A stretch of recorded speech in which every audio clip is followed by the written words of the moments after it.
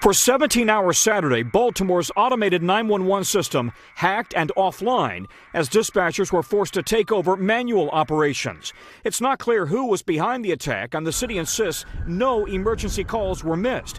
But dispatch veterans say the very fact hackers could get into a 911 system is very troubling. Any attack in a 911 center in and of itself is bad. Any attack in a 911 center in conjunction with any other type of an attack within the community is horrific. The Baltimore cyber attack, just the latest aimed at critical city operations. Just today, Atlanta city employees were given the okay to turn their computers and printers back on after a cyber attack last Thursday.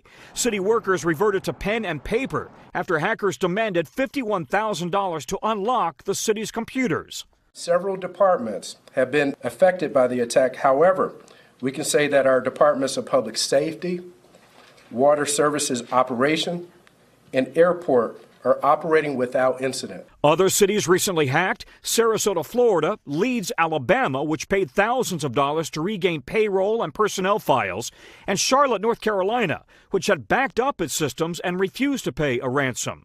If cities and states don't address this threat, we run the risk of the loss of data, the loss of services, or as we've seen even potentially in the last week, the loss of life. With cities scrambling to prepare in the event that they're next. So the big question is whether cities should or should not pay to get their files back in a ransomware case. Some cities have felt they have no choice. Then they hope the bad guys keep their word and return the files. Others insist they will not pay. The best defense, say experts, ensure every system is backed up on an independent server. Hey, NBC News fans, thanks for checking out our YouTube channel. Subscribe by clicking on that button down here, and click on any of the videos over here to watch the latest interviews, show highlights, and digital exclusives. Thanks for watching.